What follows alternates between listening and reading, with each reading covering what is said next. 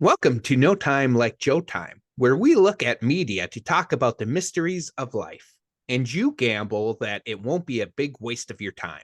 Today, I am excited to have a fellow podcaster, host of Suited Kings Poker, an amazing and caring realtor, a college friend, and an all around cooler guy than me. I wouldn't go Max. that far. Hey, this is Joe only. Sorry. Go Max, ahead. My bad. Max Havlish. Hey, Max, thank you for being here. I'm glad to be here. Hey, I know you're a big poker guy, so thought I'd let you know I've been taking some poker lessons. No, have you really? How's that? I mean, it's awesome. How's it been going though? Oh, it's been going awesome, which is good because I've been sinking a lot of money into it, but I think it's worth it. Okay. And what strategies have you learned so far? Yeah, good question. So first, obviously, is getting a sense of your hand, see what pairs you have in it, of course, then kind of get a sense of what cards your opponent has. You Okay. also must work on your poker face, and I've gotten really good at that. Poker faces are really good, and I'm glad you got that down. Yeah, thanks. And I know the other thing is just I know there's a lot of luck in this game, but there's also something to be said about just going with your gut. For sure, though, Joe. Luck is a huge part of the game. Yeah. Now, for me, I like to throw them off a little bit. So I'll ask them, like, do you have an ace or a two?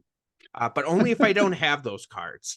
Now, that way, if they don't have that card and they get that card later, they'll assume I have it and they'll ask for it and I won't. So then they will really not be sure what card I'm asking for if I have it or not. But then I go hard after the pairs. Uh, that's that's not poker. Um, what? No, no, that is poker. I guess you aren't as good as you thought, Max. Look, Max, my trainer, Weasley McSwindle, has taught me everything I know. He's the best. I know because he charges me a lot of money per session. So trust me. Trust me, it's poker. Don't take it out on me when you've been playing Go Fish all along. Oh my God, Joe. I think you've been had. First off, his last name is McSwindle. Let me ask you this. If someone asks for a card, what do you say? First off, very common last name. Second, whenever if I don't have a card, I say Go Fish. Ah,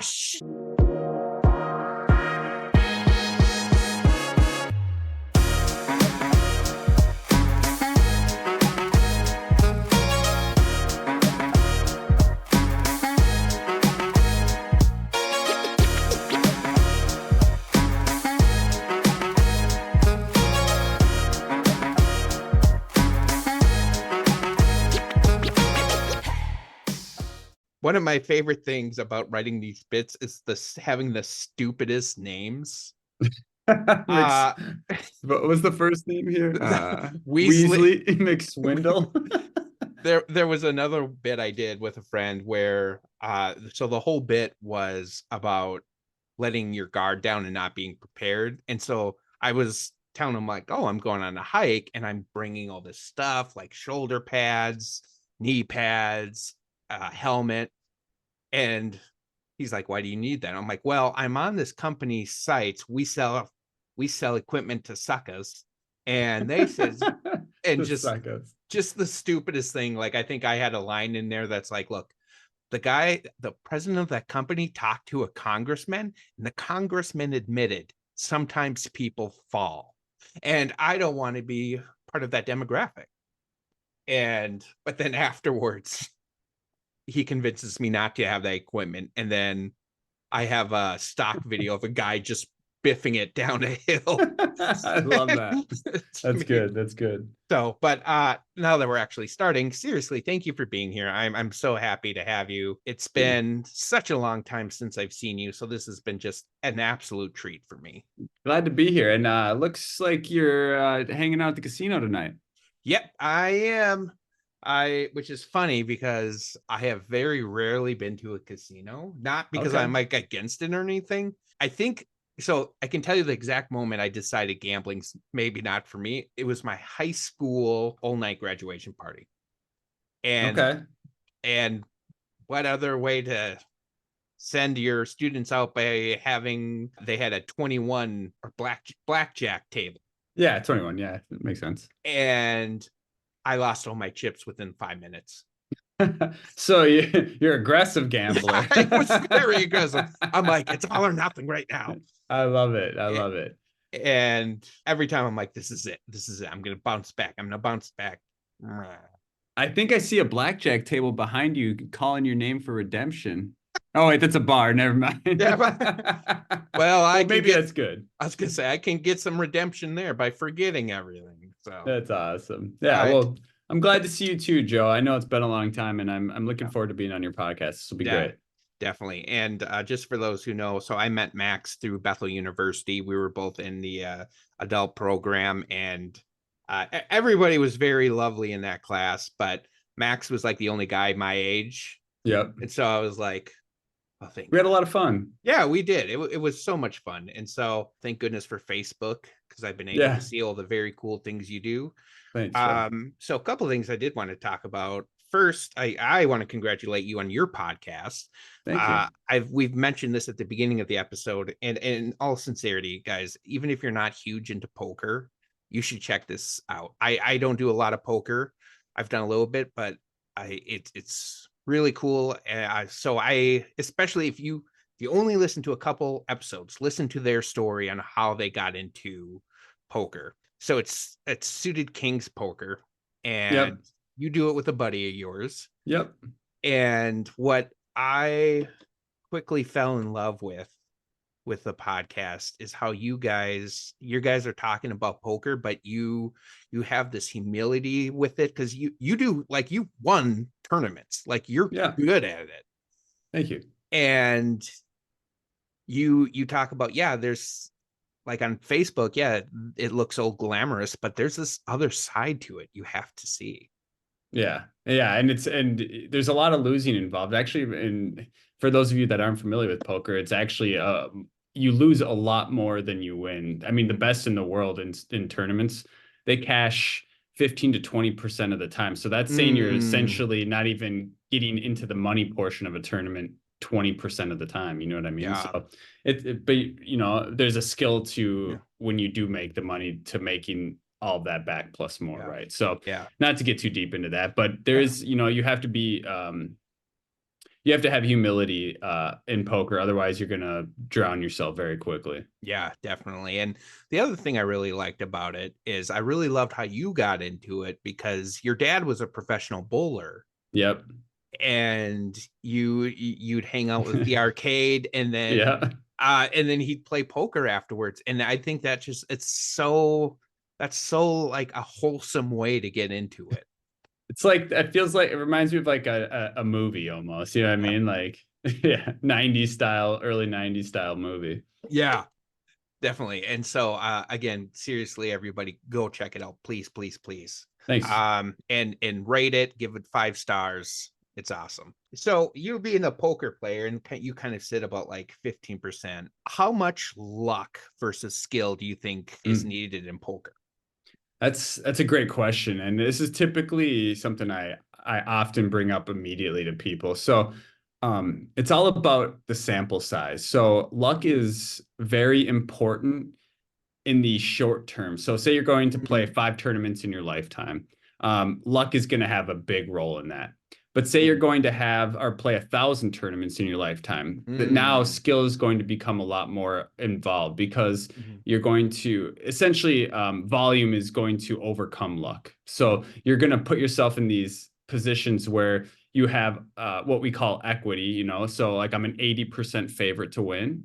But there's still 20% of the time I'm going to lose, and that'll happen. But if I continuously do that over a large sample size, I'm going to profit. Just like how a casino, you know, in blackjack, you know, we were just talking about, the casino only has they're 52% favorite where yours is a 48%. But that 52%, that small 2% edge they have makes them millions and billions of dollars. Not that I make that much money, but yeah.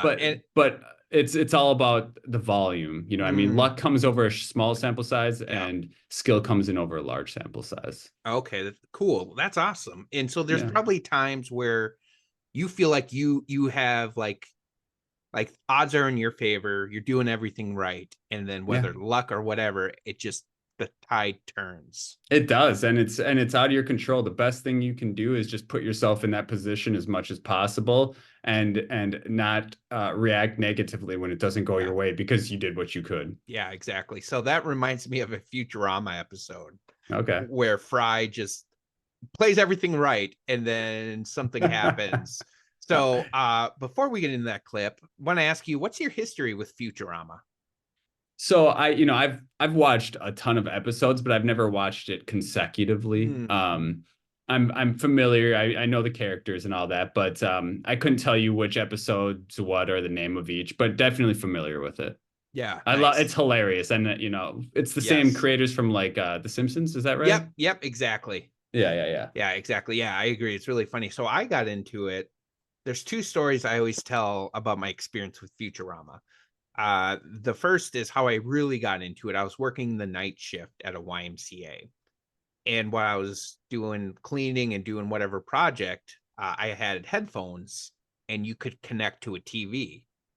And Oh yeah, so yeah, I would yeah. listen to stuff, but then on my break, I'd always go up at 1 a.m. and I'd watch it on Adult Swim.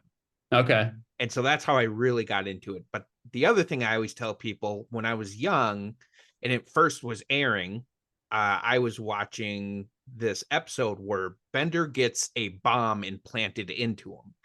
And it will go off once he says his most used word, ass.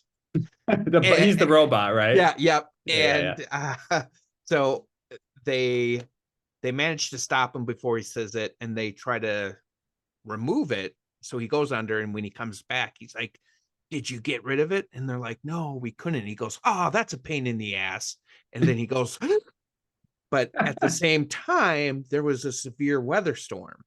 And I kid you not, the second he went, it cut out to the news, to the severe weather. And so for like a year, I had no idea what happened. So I was like, what happened? And this was before the age of YouTube, kids. So don't be like, Okay. why didn't you Okay. look So you had to online? wait for it to air again. Yeah. And so I finally saw it and I was like, oh, basically they switched the words. So I gotcha. yeah. I Well, gotcha. At first, I was thinking that because I wasn't familiar with that episode, I was thinking that that all happened in that episode. But I see the actual weather. There's oh, an yeah, yeah. actual weather. There's an Yes. actual weather alert that Yeah. happened There that cut was, it out. yeah, there was a like in Minnesota, there's a legit, like, Oh, okay. it was wild. So cool. Yeah. Well, we'll watch this clip and then we'll kind of talk what we take from it. That sounds good. Wake up, poker fans! We're down It's a to pile of cash. players. Uh-huh. Heads up action for the championship. Your perspective, Teller?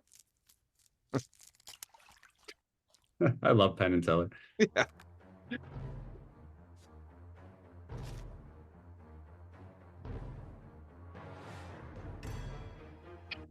So dramatic.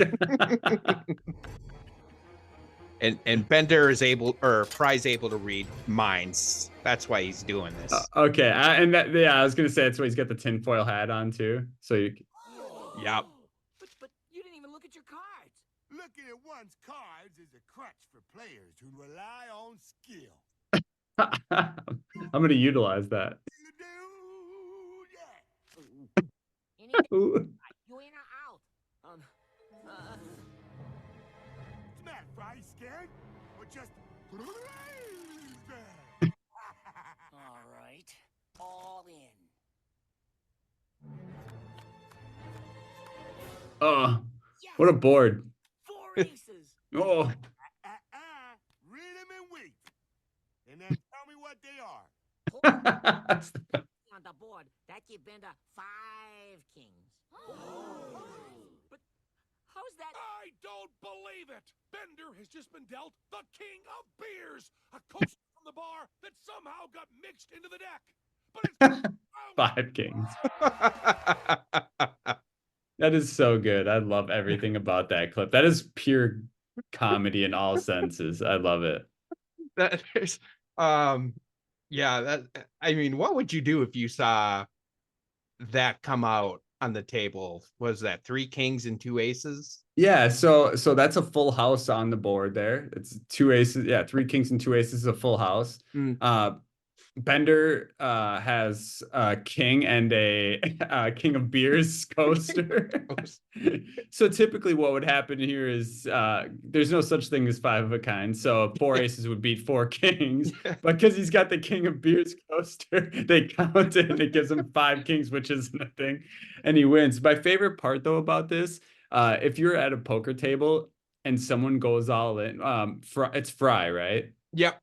Fry. So he's got the best starting hand in poker, pocket aces. Mm-hmm. He's essentially slow rolling his opponent. So Yeah. like when you have pocket aces and you're like, oh, I don't know if I should go all in. You're always going all in because you have the best hand possible. Yeah. So he's slow rolling his opponent, which is amazing. And then he gets a bad beat, which is incredible. Yeah, that cracks me up. And just and I should say too, I should have set this up beforehand. So yeah, so Fry, he can read minds due to an accident he had, but I don't remember exactly what it is. Bender gets like a lucky robot's foot or something where he's just always lucky. Oh, so Fry reads it. So why does he got the tinfoil hat on then? So he has it because if he always has it off, he can hear everybody's thoughts. Oh, so it's kind of a way to like limit isolate it. Yeah. Yeah. And I love that because he lifted it up and then you just hear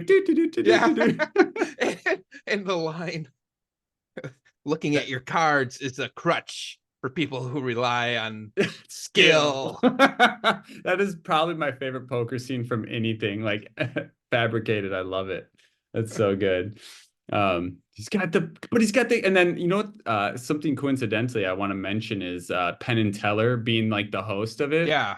Well, coincidentally, they have so the World Series of Poker used to be which is in Vegas, used to be at the Rio Casino. And the Penn and Teller are like the prime act at that casino. Mm. So I don't know if that's coincidence or if that's that's crazy. So I got a little bit of Bender in me, just things sometimes luck out. Yeah, that's awesome. I thought that was cool. Yeah. I can only imagine how actually frustrating that would be if you had the pair of 4 aces and they're like, oh, this coaster actually counts. That's the stuff nightmares are made of. Like if I have a poker nightmare, that's what would have happened right there. So is there, I would imagine maybe not, but I think about the NFL, there can be like wrong calls. Is there anything like that in poker where like somehow something is mishandled and it can cost the players, or not really? Yeah, I've seen it, and this has actually happened where, and it's very far and few between. You rarely see it, but where like, someone might not notice they have a straight, and then they award the wrong player the pot. I mean, a straight, so the other player, they'll think they have nothing, and then they'll just push the chips to the other player, and both players don't even notice. He's like, and this has been on TV where the player's like, I don't even know I have a straight. He gets up and leaves the tournament.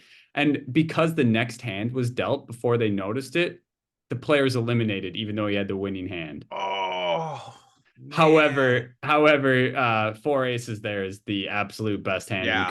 You couldn't go wrong. Couldn't go any better. Oh yeah. Gosh. That's what he gets for slow rolling Bender, though. Yeah. I like that term, slow rolling. Yeah. Oh gosh. Yeah. Me being the ever deep thinker too, the other thing I always kind of think about this is how often, like in life, I feel like I'm doing everything right I need to do. Yeah. Like we're saving up money, we're doing this, and then suddenly something breaks in our car and it's like a $2,000 fix. Yep. Or like we try to do everything right during our pregnancy, but our son's born 3 months premature and he has all these medical issues. Yep. And I think often, I read a book, and it's crazy. I got it from this. It's The Psychology of Money. Yep. And they were talking about luck versus risk. And they were talking about like Bill Gates. And they were talking about like when he was in high school, his high school had, I think, the only computer in the US. Okay. 1,000 kids went to that school. So he was one out of like 5 million high school students who was lucky enough to go to that school. That's awesome. That luck had to do with that. They Yeah. also talked about a kid from his school who climbed this mountain. And I wish I remembered which one it was, but you have like 1 out of 6 million, like 1 out of like 100,000 chance of dying on that mountain. And he Okay. did, and he died. And it's just this risk versus reward. Yep. Yeah. That, And that's important in poker for sure. Risk versus reward is definitely important. There's a lot of factors you have to take into consideration. And I know I touched on this a little bit ago, but one thing I want to mention to you is, and like regarding, you know, how you're saving up money and working hard, and then all of a sudden you get hit with a car, you know, an expensive car thing.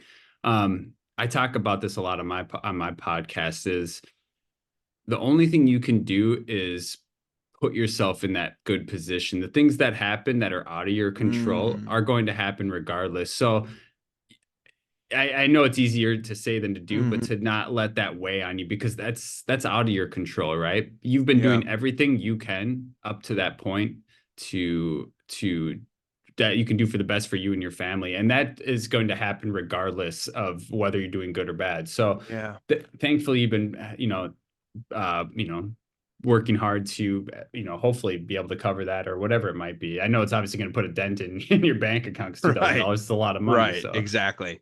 Yeah. And I really like that kind of, because I feel like that's the mindset you have to be in as a player, because you really do. Because a lot of things go wrong in poker. And you know, I didn't always have that mindset. I've taken a ton of bad beats, especially with pocket aces, like where I had, you know, where I have the best possible hand. But just like, you know, in poker and with everything in life, it's not guaranteed. You're not guaranteed to win there. So you just, you put yourself in the best position you can, and whatever happens from there, you just have to allow yourself to be happy knowing that you did what you could. Yeah, that's awesome. I really like that. That's just like a great life lesson. For sure. And so with that, like, how do you kind of protect yourself? Well, let me say, I told you this story. So I played poker a little bit here and there, but then I thought I was going to get in poker when my dad had a birthday, and he's like, I'm going to invite all these guys over, and we're going to do a poker tournament. And I was like, okay. Well, I kept winning. And like, I don't do a lot of poker, but I kept winning. Beginner's luck. Yeah, beginner's luck. I was just like, oh, I won this. Oh, I won this. Like, you know, I think I'm a decent actor, so I was able to kind of sometimes play it out. Like, I like that. Yeah. Like, kind of be like, okay. We call that Hollywood in the poker world. And I was definitely Hollywooding, and so sometimes that came into my favor. But there's usually a couple people there that I could kind of work with, but then I ended up being top 2, and I had no idea how to play against one other guy. Like, that just felt like a different game. Yeah. And I lost, and I didn't know what I was doing. I was like, oh, I'll go in, and he won't go all in. He's like, all in. I'm like, crap. Yeah, and you don't got exactly. Not a strong hand. Yeah, and so then I was like, this is awesome. Second place. Are you kidding me? Maybe I'm good at this. Yeah. So my dad's birthday is December 9th. My birthday is December 11th. Okay. So I was like, awesome. I'm like, next weekend, we're going to do the same thing at my house. And I was the first player eliminated. and I was pretty much like, all right, guys, we're done. Let's play Xbox. That's the name of the game, poker, man. I mean, you can be the best in the world and go out first. Like I said, the luck comes in one tournament. There's a lot of luck. The skill comes in over volume. Yeah. So have there been any strategies, or is it just experience? Like, what keeps you coming back to the table? I have a deep enjoyment for the game. I enjoy the adrenaline I get from playing. I enjoy the camaraderie from playing with the same players and creating friendships. I enjoy You know, it's funny. I'll kind of preface this. I'm not much of a gambler in terms of like casino gambling. Like Yeah. I don't go play slots. I don't go play Yeah. blackjack. I love poker, so that's why I play that. Mhm. But yeah, I just enjoy all the aspects about it. When Chris Moneymaker won the World Series of Poker main event in 2003, it created kind of a poker boom. And I got the itch way back then. I mean, that was 20 Yeah. years ago now, 21 years ago. Oh my gosh, it is. Yeah, right. And that's just like, yeah, it's something that always interested me. So I just kept pursuing it. And when you stick with something for so long and are passionate about it, you end up getting good at it. Yeah. I like that. It reminds me of like so before I started a podcast, I was doing all this research, and something I kept hearing is people were saying you have to know your why. Yeah. Why are you doing this? Because if you're going in thinking you're going to be the next Joe Rogan, yeah, that's not going to happen. Yeah. Like if your why is because it makes me happy, that's good enough. Yeah. Yeah, exactly. So, yeah. And so that kind of reminds me of another Futurama clip where a character's in it just for the fun. So I'll set this clip up. So this episode, this clip revolves around Zoidberg, who's a giant lobster, and I love Zoidberg. Yeah, is he a doctor? Yeah, he's a doctor, and he has the classic woo woo woo get away. Yeah. And I've taught my kids how to do that. I love that. And so they'll have times where, like, we were at conferences today, and when we were leaving my youngest son's teacher, he Zoidberged away. He was just like, woo, woo, woo. And I was like, dude, how awesome is that though? Like that would just make me laugh. I'd be like, yes, that's awesome. I kind of did that, like, kids, am I right? And I was like, chip off the old block. Yeah, I love it. Like father, like son. Yeah, exactly. And so what happens is Mafia steals $1 million, and they're getting chased by the police, so they have to dump it out. And Zoidberg is living in his trash bin, and he's like, God, if you could just do anything. And then just as he's praying that, the mafia the robot mafia throws the bag, and it lands into the trash bin, and he's like, okay, I get it, I'll shut up, God. And so now he has $1 million that he thinks is from God. So he goes to the casino, and this is what happens when he goes. Awesome. 8 $1 million chips, please. I think that's about 8. Everything on 34. Zoidberg, what are you doing? I don't know. I've never played craps, by the way. Me roulette, neither. I mean. Roulette, clearly. 34 red, win $288 million. Let it ride.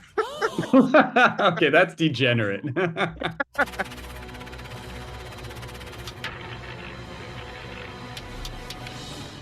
34 red, $10,368 million. Vodka with a sardine in it, please. In fact, vodka with a sardine all around. And let it ride. And let it ride. Better spend $1 million for a decent apartment. No, I'm having fun in a sardini.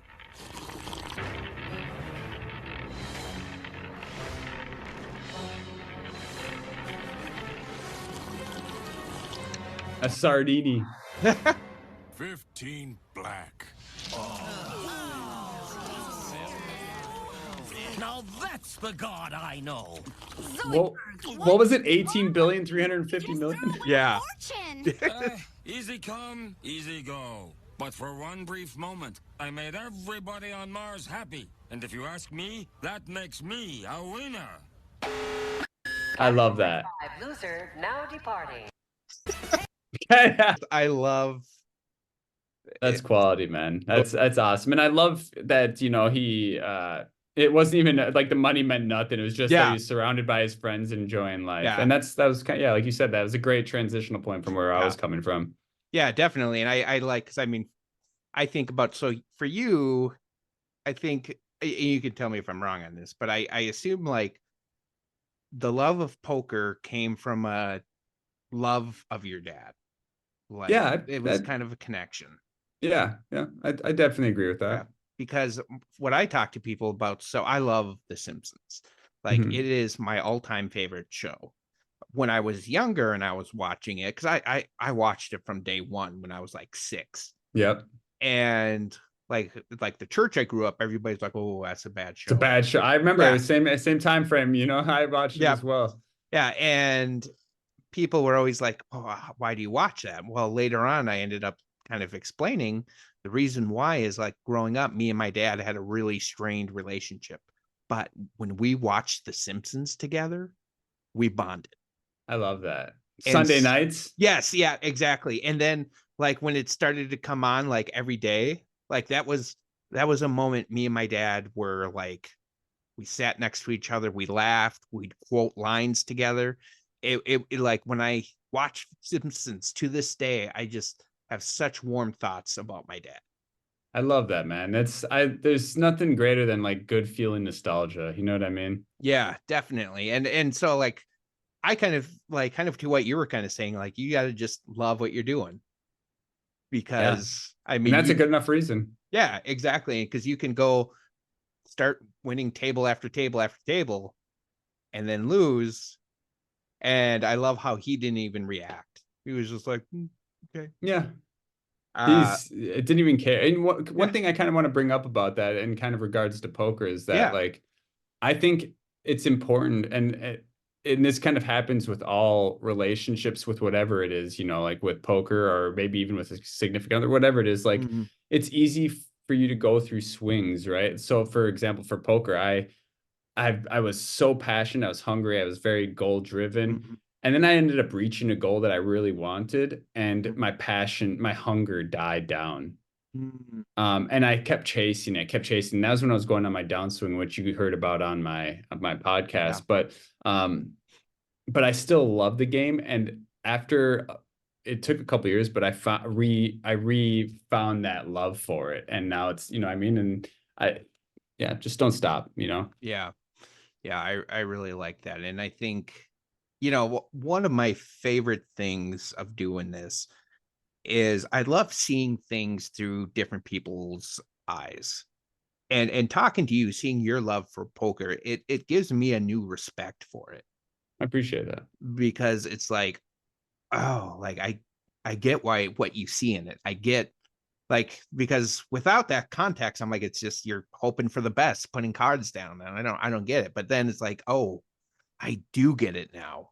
I see it. It's yeah, It's I think hard to that's see deeper. It's yeah. easy to see the surface level of a game like poker, but Mm, there's a lot more deeper to it that takes a lot of time and effort to get to dig to. yeah, absolutely. And one thing I meant to ask right away, I is kind of getting a little off topic, but what do you think has been the craziest gamble that either you did or you saw another player do in poker where they were like, you had a 2 and a 4 and you went all in?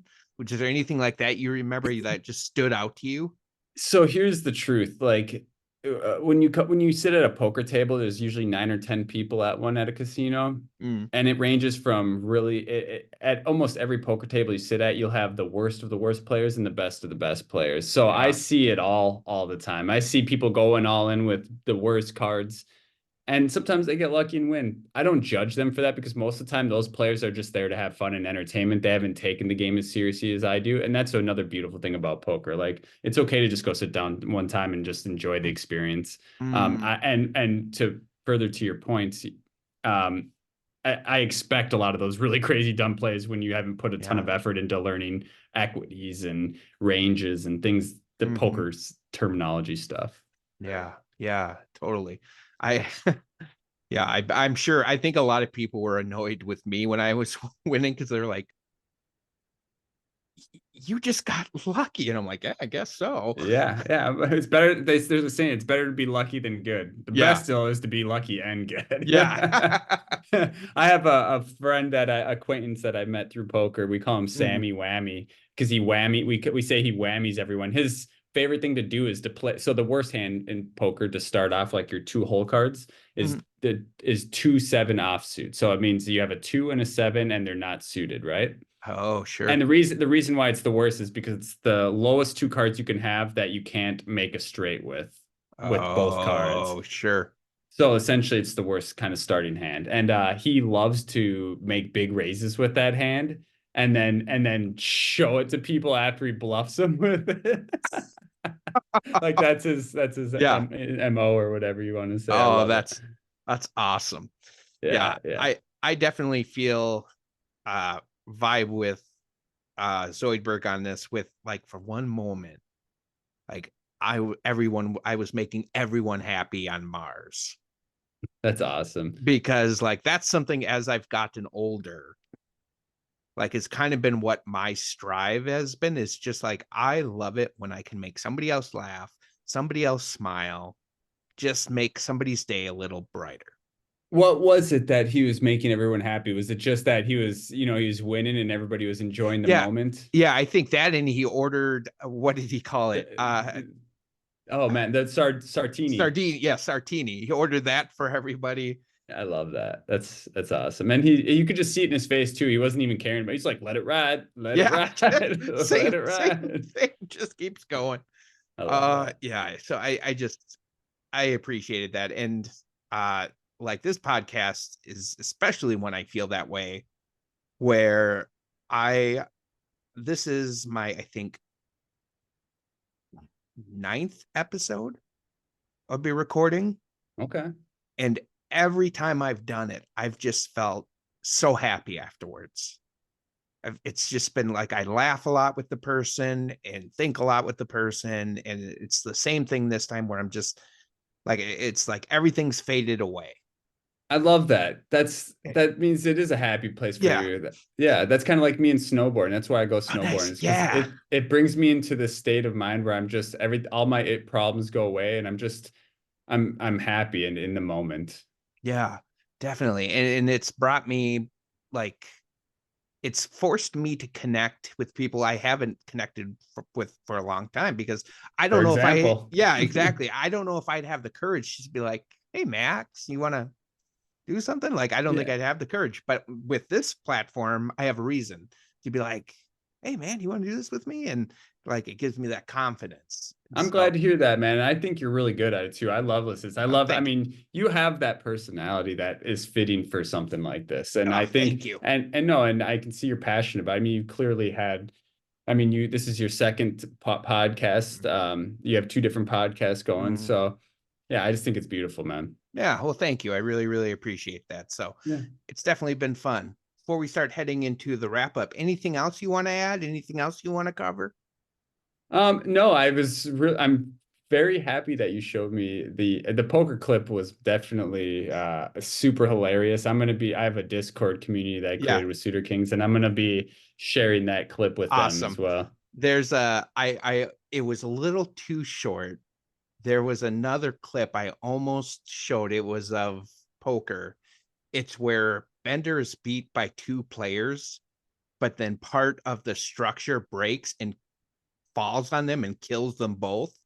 So they're out of the tournament. So they do get disqualified and he gets to keep playing? Yeah, he gets to keep playing. And like, he doesn't even react. They're like, must be that robot foot. Yeah, because it's like a giant card falls on one. I don't know if they get killed. I think it's something similar to this. Like, he's got like 1 ace, and then 2 giant ace cards fall on those players. And they're like, well, that counts. Yeah, 3 aces. Yeah, but it's such a quick clip. I'm like, it's literally like a 8-second clip. Do you remember the name of that episode? I need to go watch that. So I'll go find. Yeah, sorry, go ahead. This one is actually, it's one of the movies. Oh, I didn't know that movies. Yeah, they had 4 movies. They're adequate. This one is I think this one's actually probably the best one. Okay. But it's called, I think, the creature with 1,000 backs. Okay. Something like that. But okay. That should be enough for me to find it at least. And it's one of the main subplots is just the poker game. Okay. So there's quite a bit of it. So it's really, really fun. Kind of gave me Casino Royale vibes or something. Yeah. Not, 007. Yep. Exactly. Yeah. So as we start wrapping up, 3 questions I ask everybody. Yeah. First question, which clip did you think was funnier? Oh, that's hands down it's funnier the first one. I had different feelings about the two. Yeah, I agree. The first one's so funny. It's just... However, the Let It Ride had me just laughing. Let it ride. Yeah. I love, like, I think we both laughed at this when Bender flips his cards over. He's like, read them and weep, and then tell me what they are. And then tell me what they are. And he's got 4 kings and a king of beers. Yeah, I agree with you on that one. Second one, which one did you feel like we got most conversation out of? I would say a more meaningful conversation out of the second one was Zoidberg. That one is has more of like a realism to it, and like kind of a point, or I can't think properly right now, but it has like a humanism to it, like what's important in life and what, what you need to pay attention to. Like, it's not about the gambling. It's just because the experience is more valuable than anything. And that's kind of the point it makes. Yeah, exactly. I'd agree with you. I think that would be really fun, but there's a part of me too I take that back. No, this is going to be my answer for the third one. But yeah, I agree with you. I like the conversation out of that one. Final question. If we had to do a deep dive, meaning like, okay, we have to really analyze this clip, which one would you choose? Well, if it was on my podcast, I would do the first one. If it was on your first podcast, then I would probably do the second one. Yeah, I would probably do the first podcast, because I think there's so much to like Bender is the free carrying guy, and Fry's trying to use every advantage, and I think there could be... he tried to read his mind as well. Yeah, like, that's a scumbag move. Yeah, that was another clip. Actually, there's another this is an earlier episode, but they do poker, and Bender has a pair of X-ray glasses. Okay. And so he keeps winning, but Zoidberg is playing too.